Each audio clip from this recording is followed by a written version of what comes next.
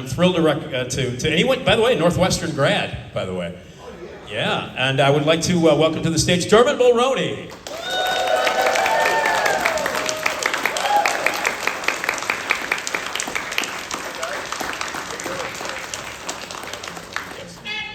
Hi, everybody. Welcome. How's it going? Hi. Hi, guys. So happy to be here. Thank you. Oh, thanks for being here. Do you do a lot of cons or? Well, I do. A lot of times I'm grouped up with the Scream franchise, so it's an honor to be a part of that. Mm-hmm. And if any of you have yet to be at a full Scream panel like this, they need a room about 5 times this size, and Matt Lillard and Skeet get out and into the audience, and it becomes like a incredible connection moment. I've almost never seen anything like it.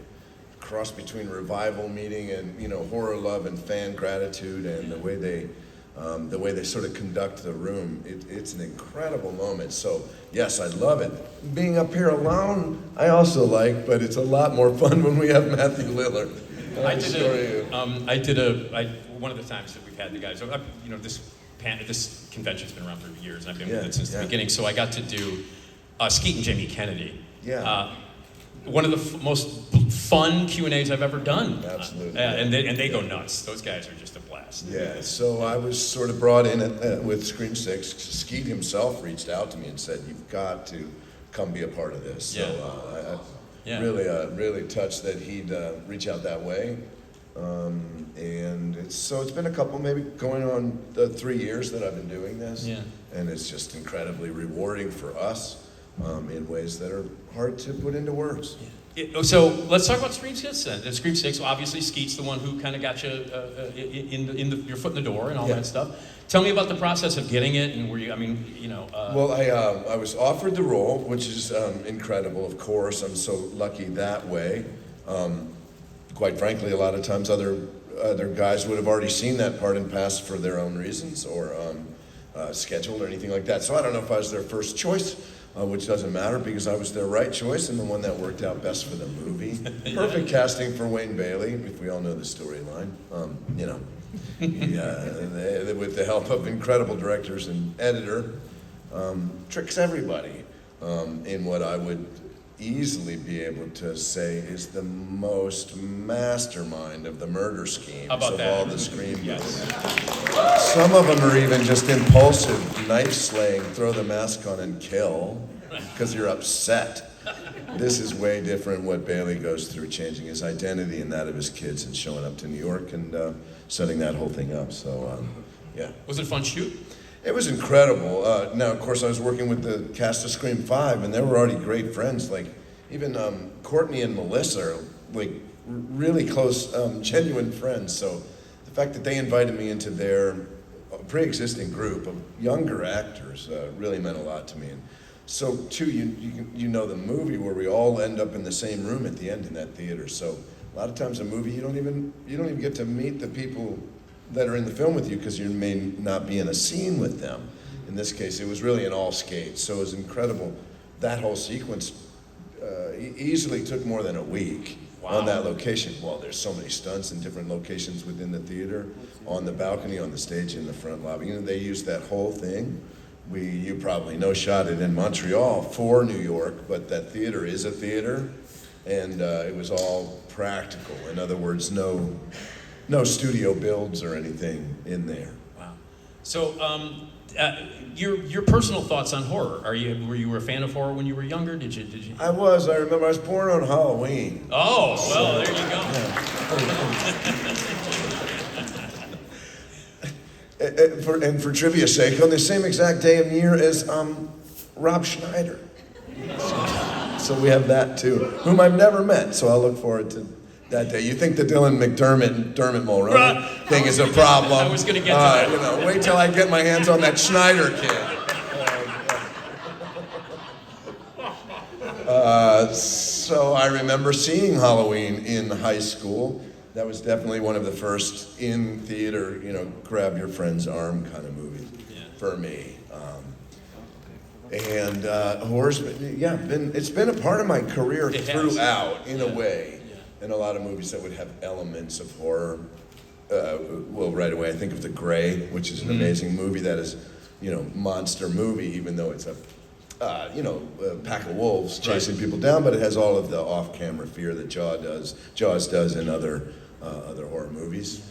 And Insidious 3 was probably 10 years ago. Yeah. Night Patrol is, there's vampires in there. Night Patrol. What'd you guys think of that? I liked Anybody it. catch that? It's a little hard to find these little movies, right? But that's what we're here for. Yeah. 40 years from now, there'll be a line for the kid that's in Night Patrol, right? And, we want these things to live on. Yeah. I enjoyed that movie.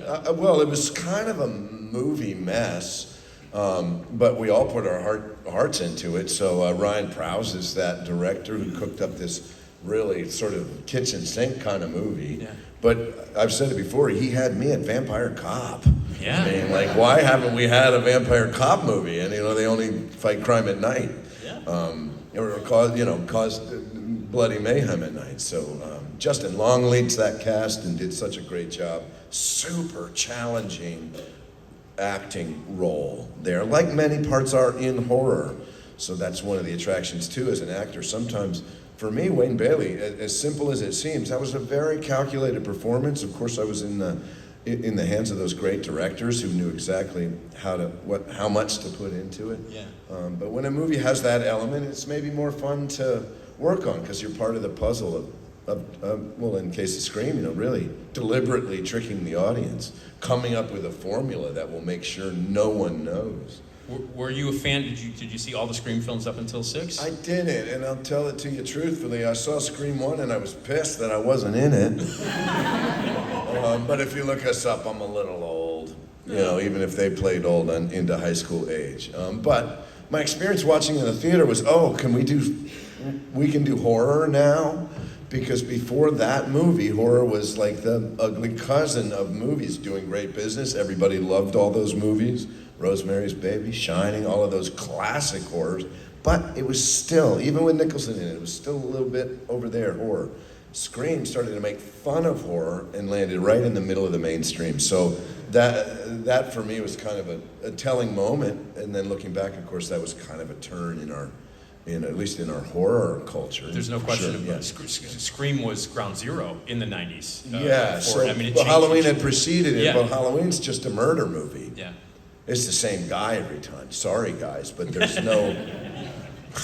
Scream Yeah. Exactly. is a whodunit. So that was also kind of new. Rather than just having a monster that and tries to kill the girl, like all of the movies were, Scream turned that on its head, and that turned into a Murder on the Orient Express movie, which we'd also lost, which were murder mystery movies. Those were really cool.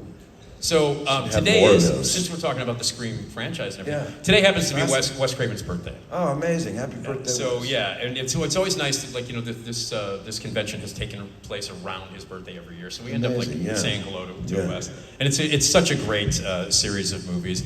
What do people have you sign on your? They have me sign. You fuck with my family, you die. Which we love, of course, because he's saying that to convince the other characters that his daughter's dead. We all know that she's not. So he doesn't even really mean it, except he really means it.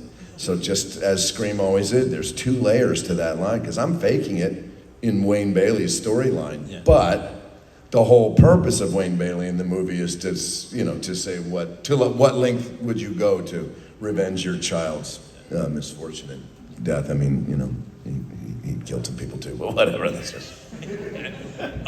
So in addition to some of the horror, by the way, Copycat, another kind of horror adjacent.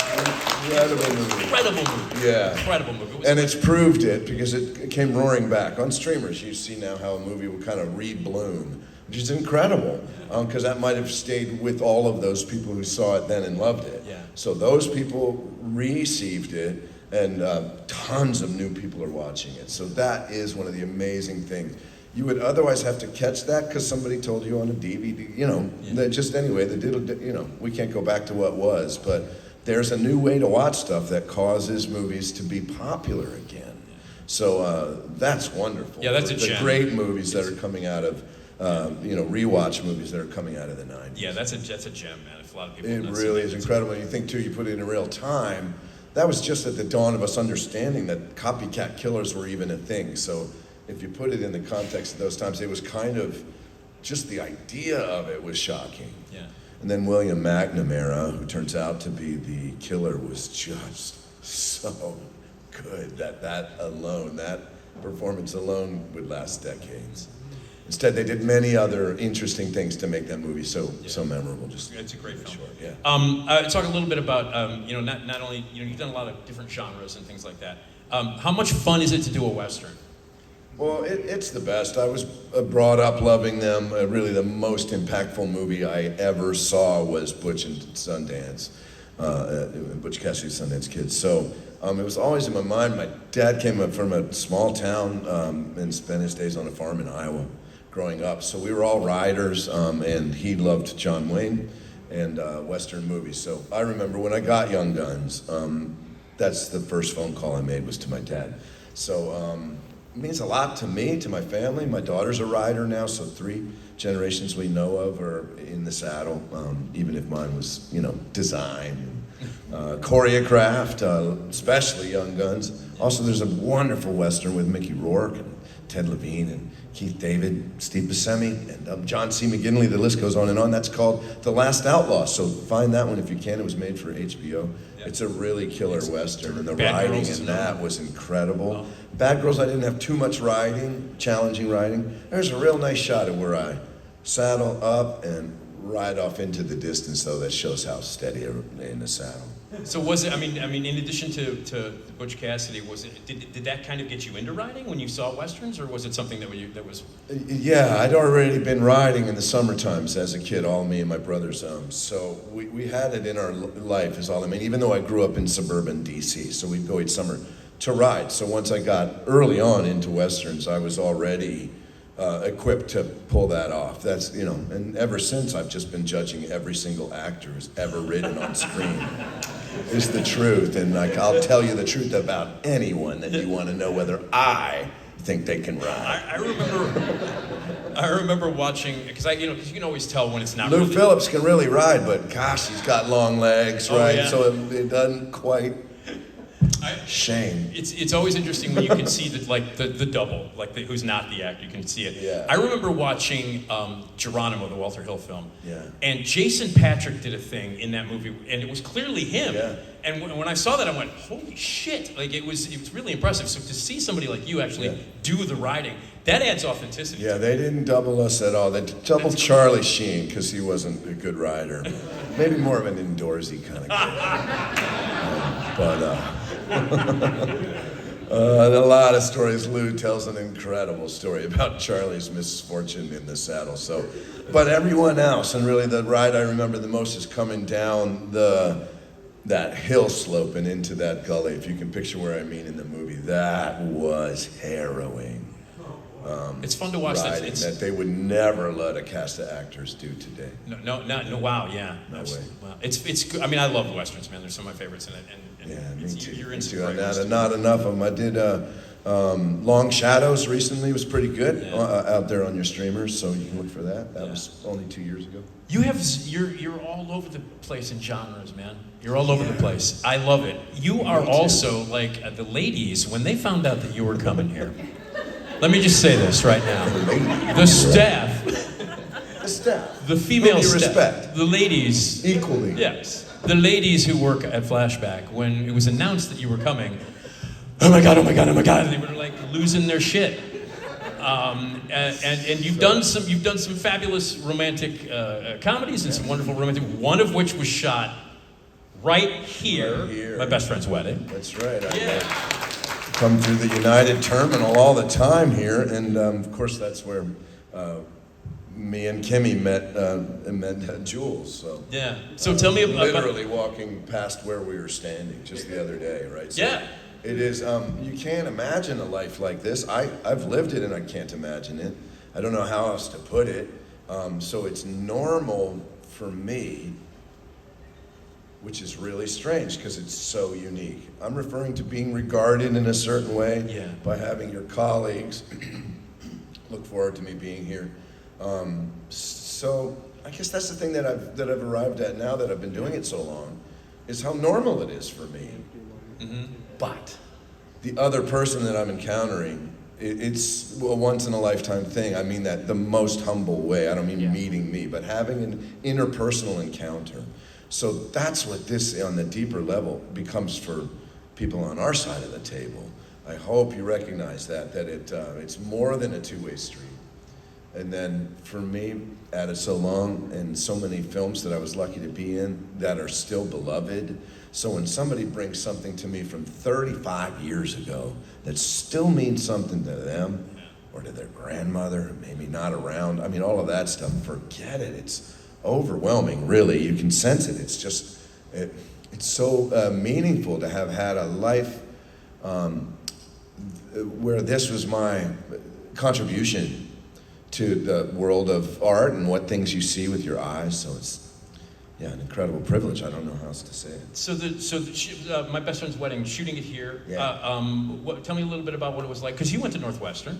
Yeah. You spent a lot of time here. Well, that reminds me of a story. I've told it before, but that famous scene on the tour boat, right? Yeah. That cuts so beautifully. She almost says something. We even go under the bridge, and it causes that shadow. I mean, that kind of stuff is just magical. And I tip my hat to Laszlo Kovacs, who was the Academy Award-winning cinematographer, also of Copycat. So I had the chance to work with him twice in two very different genres, for what that's worth. But I honor his filmmaking on that movie. I walk by there every day, and I remember that when we're filming at a couple of the bridges, people be shouting down, Julia, interrupting the scene, messing up the boom guy's soundtrack. So we tried a bunch of takes, the boat goes back, we do it again. And finally, somebody from the bridge above us, Dermot. I'm like, and guess what? It was a kid I went to Northwestern with. Like, it's a guy I knew. It doesn't even count. So, yeah. That was kind of how it was. And really working with Julia at that time, and God bless the people who were that recognizable. She managed herself so well with fans and with crowds that gathered around filming those scenes. Do you like doing the romantic stuff? Is that I do. Let me point out, I haven't done as many as it feels like I have. Yeah. And here too, I can say this more easily over time, but I got my best friend's wedding, 95 or 96. It wasn't until about 2001 that The Wedding Date came along. Both of them brilliant movies. Obviously, in Wedding Date's almost surpassed Best Friend's Wedding in terms of rewatching and being a favorite movie. I may have passed on one or two, kind of corny, but my version would really be that Hollywood passed on me and they moved into other leading men and none of them really took. Yeah. Like McConaughey did a great job but didn't want to be there. He wanted to do more interesting roles. We all did. So I was striving away from those movies, but they weren't coming to me. So I honor that I got two that'll be classics forever. Family Stone counts. There's the Must Love Dogs. There's others that count and are brilliant movies, but really like classic He and Her movies. Yeah. There's only two of them. Yeah. So I'd claim a little credit for them having such a big footprint that it feels like I did a ton of rom-coms. I didn't. That's true. That's true. Yeah. Did you enjoy going to Northwestern? Was it? It was amazing. It was life-altering. I didn't even know what it was, really. My brother was going to go there and then went to Michigan for a reason. And so my mom knew about the school.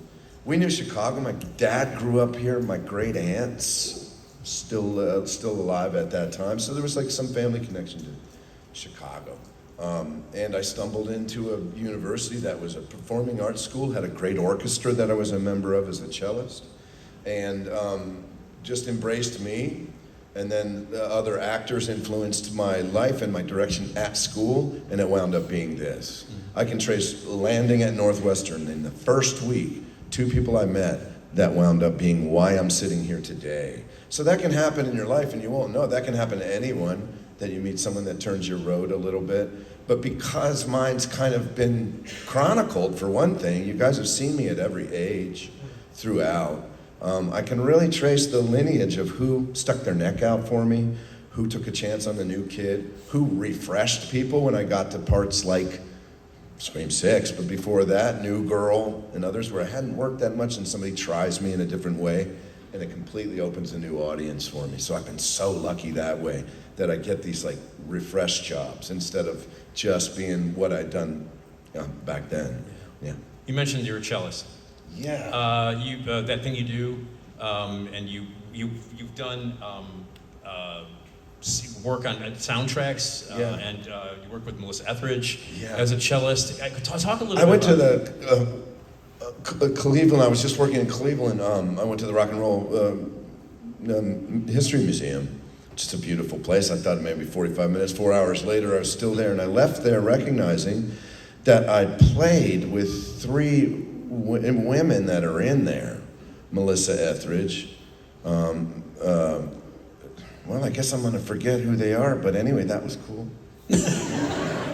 I lost my train of thought under pressure. But yes, I've had also a remarkable career as a professional musician, kind of unbelievable in that way. Over the years, I've played in 3 bands. I was in a band that had an amazing recording deal at Interscope in the 90s called the Low and Sweet Orchestra. And another band, and now I'm in Jackrabbit, a country act. You're probably going to hit on that too. Yeah. So I've been a lifelong musician. I started cello at 7 and played through public school, played at Northwestern Symphony. Then I did the Family Stone about halfway through my career, that is, 20 years ago. And I met Michael Giacchino, the Academy Award-winning composer. Tom Bazooka, that director, said, "You got to meet Michael." I said, "Michael, you should have me into your recording orchestra." And he said, "Well, you got to be able to play." I said, "I can play." And he said, "Well, you got to be able to sight read music." I said, "No problem, I can sight read music." And he had me in for the sessions that were the last recording sessions for the final episodes of Lost, which was the job that kind of put Michael on the map. He did all those seasons with that really interesting music palette. And I went on to play in his orchestra for like 12 years, probably 30 soundtracks, including 2 Jurassic Parks, 2 Mission Impossibles, 2 Planet of the Apes. These are all Michael's soundtracks. Inside and Out, so beautiful with that piano, that spare piano solo. John Carter of Mars, do you remember that movie? Well, if you remember that soundtrack, it's a masterpiece, even if the movie's not. To put it fairly, and so many others. So that's something I'm wildly proud of. Seems to have dried up since, well, there are a lot of changes in recording orchestras I almost said Northwestern, in Los Angeles, post-pandemic, and post-digital recording and cheap non-union stuff overseas and all that invaded that beautiful, old, pristine industry where old guys would come into a big room like this and sit down and play their violins. There's way fewer of that now. So Michael would have me in. You know when he's going to have me in. It's for the soundtrack of The Family Stone. The Families, plural, The Family Stone. We're making a second movie. Oh, that's it. Yeah. We start in October, and it'll be out next year for Christmas. That's awesome. Go to the theater to watch it. Go to the theater to watch it. That must be so really gratifying for you as someone who's been in a lot of television, a lot of movies, and people know who you are as an actor. To do that music stuff, it's got to be it's a whole different challenge for you, right? And how gratifying, how satisfying is that for you? It's incredible. I kind of gave up pursuing professional cello at 14 because I was good enough, and the teacher said if you're going to really go long, you got to start now and give up everything. Touch football after school, girls, dating, weekends. It's got to go into 4 to 6 hours of practicing a week. So Dermot, 14-year-old Dermot said, hell fucking no. to all of the above. But then I did continue playing, and I played in orchestra, I said again, at Northwestern, so that's a very high level, of course. And then, let me put it this way, with acting, there's a lot more luck, there's a lot more spontaneous thing. With an orchestral musician, there's a lot more training. So I put in my time. I trained for real. I got to an expert level. So I'm not saying I deserved it, but I earned my way to having that indescribable opportunity with Michael Giacchino. That just became luck. But guess who made their own luck that way? By being good already. So, some things too, you can tee yourself up by being prepared, even if it goes nowhere. or if you give it up. This is such a life lesson for me. Well, And now with Jackrabbit, I'll tell you, I play guitar all along too, since I take it to trailers, and I'm never good. I plateaued at about less than mediocre for 30 years, and then I started playing frequently, weekly, then daily, with this country act. And guess who can play the frickin' guitar now? At my age, to get that much better suddenly over the course of 2 years of trying, now I start to feel like all of that musical success was earned, just to put it simply, yeah. Of course. Even though I felt like I was lucky to be in or lucky to get that, you know what I mean? I've now, at this age, I put my time in. Hell yeah. And it's amazing what music's given back, double what I gave it. Really quickly, what was it that drew you to the cello? Was it anything specific, or? Well, I was in Alexandria, Virginia, and had a great public school system with music, with an orchestra. In the city of Alexandria, it's not in a county, it's Virginia, it's a commonwealth, so we have cities that operate by themselves. So Alexandria, it's kind of relevant because it was its own little microcosm. It had its own orchestra and its own school system. So the orchestra would play every year at the public school, and all the school buses would bring the elementary schools to that field trip that day. I remember sitting there and pointing at the cello and saying, that's the one I want to play. My two brothers older than me were already on bass. Big brother, big instrument, so I wanted to be big. I didn't want to play the violin, it's too small. Yeah. Okay. So my younger brother got the violin, and he's rocked also. But that was literally the process. I remember the day because the cello's been such a big part of my life. Yeah. It'd be like when you meet your best friend, you remember those kids when you met them in second grade. It's just like that. Yeah. And I still have that sensation. And that wanting to be a bigger kid that was connected with that instrument to make it more of a child's psychology. That was part of why I picked it. Makes sense. Yeah. We have to talk about Chicago Fire real quick here. I love it. Chicago Fire, everybody. I mean, my God, and amazing group of people.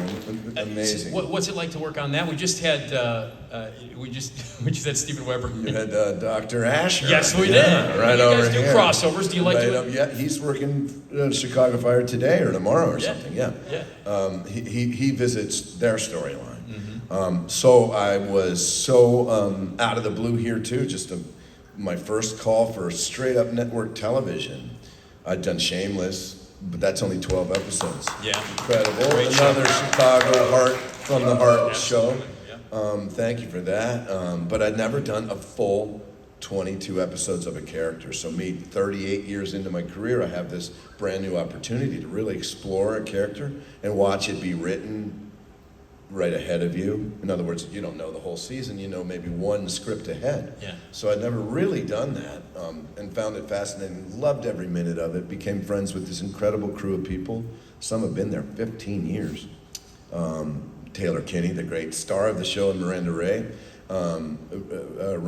leading off that incredible cast. So then I had 10 episodes last season, their season 14. So I still got to continue. They gave me incredibly challenging scenes. If some of you saw that season 13 I was in, my wife became part of the story, and it's really a crushing tragedy in there that's super interesting acting. Like if I had that in a movie, I'll spoil it for you, the wife gets in a car accident, my company finds her, Mouch has to call and say, hey, Chief, you gotta come to the hospital. It's devastating. But you're doing it in a movie, and guess what? That day's over and it's gone. You shot that scene, and then they end the movie, and that's the end of it. On TV, guess what? She's dead next week, too. And she's still dead, just like in real life. Yeah. And it starts to feel really heavy. And they asked that of me, and I delivered. And now this season, sadly, I have one episode. I finish on Tuesday. And they write the character off. So we gave it our all for 2 seasons. They wrote an incredible line, a storyline that put me as an actor in high challenge. So I loved every minute of it. Thanks for asking it. It's sad to see it go. Yeah, it's good. It's meant so much to this city. My God. Well, and then you got to talk about the city, but then the city's first responders and first responders everywhere and their impact. I'll come to a convention and find that out across the country. How much all 3 shows mean to those people, to their families. I can't tell you how many people come up and they'd much rather have an autograph on Scream 6, but they're getting Chief Pascal for their dad, right? I mean, it's an amazing thing to see. And that's how meaningful that is, which makes it that much more, I won't say bittersweet, it's bitter to have to leave that. Well, I have to bring up the Dylan McDermott, Dermot Mulroney thing. Yes, please. I don't know if I have to. Well, let's just start with this. I'm Dermot. I only have one T. So I'm not the part of, I'm like, who would he be without me? Right? He'd be Dylan McT. Just so we're clear, right? Yeah. I never thought of it that way, but that's right. Yeah, well, I've had 40 years to think of that, and that's one of my better ones. It's funny because, like, when I was growing up, I mean, this kind of stuff has happened before. When I was growing up, there was James Franciscus, James Ferrantino, Tony Francis. Sorry, I'll shoot you down right there. No. They're all named James. Oh. Simple. Okay. That's right. Not the same thing. There's the Bill thing, Paxton Plum. No. Yeah, okay. They're named Bill. We're just mixing up the Bills. This is different.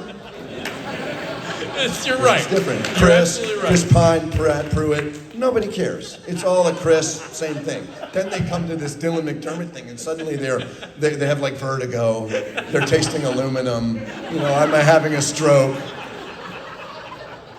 Well, you guys Cold handle sweat. it. You guys handle it so well. He's amazing, man. I got to tell you. The SNL sketch that you came on when they had the that game I show. came on. Yeah, that you did, not him. You. I didn't say it. Oh, geez, that. Oh my God. Okay, that you appeared. It's obvious. People have that been thinking it for 15 years, but yeah, I appeared. Yeah. Just saying. So that was so funny. Yeah. The I game wonder show. how Dylan feels about that. Because they invited him too. They did. Well, I have to mention LA to Vegas. So. Well, and then my bro pulls up LA to Vegas, right? That really turned the thing. So you're right. You're hitting our road markers. You have to start with the first quote about us, which is Sue Menger was her name. She was the top William Morris agent. We both started at the same agency too in the 80s, William Morris, and she said, "Oh no, there can't be two of them." What? So that was the first I knew there was another guy, right? So it's starting with that, but then jumping to LA to Vegas, look what he did. He was the star of that show. He didn't need to share space with me. Yeah. So he called me up and put me in that part, which made it 10 times funnier because it had that referential level to it. So it was a genius move. It was. I loved being on that show, and that show's going to last forever. We only did like a season. I only did a couple episodes, but firefighters and pilots and their whole realm, the families, first responders, for some reason, love that show. So I remember we did a good job. They just did the wrong thing when they canceled it. I agree. I thought that we did the right thing. Dylan and his crew that wrote it. Owen Burke's the writer on there, and just so funny. Just to see you two in that frame, in the single frame, I was like beside myself, man. I got to tell you, it was spectacular. He told me to grow a mustache because he already had one, so that we both had mustache. Well, it's so cool that you guys have a great time with that. It's funny because we used to be kind of cranky about it. I swear to God. Yeah.